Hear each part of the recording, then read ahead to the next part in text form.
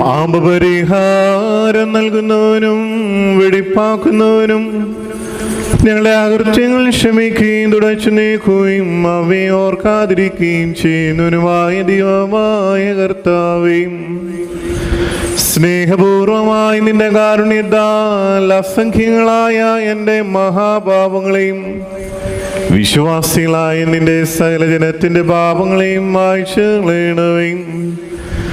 ഉത്തമനേ ദയവിതോ ഞങ്ങളിൽ കരുണ ചെയ്യണമേ. ദൈവമായ കർത്താവേ, നിന്റെ കരുണയാൽ ഞങ്ങളെ നീ ഓർക്കണമേ.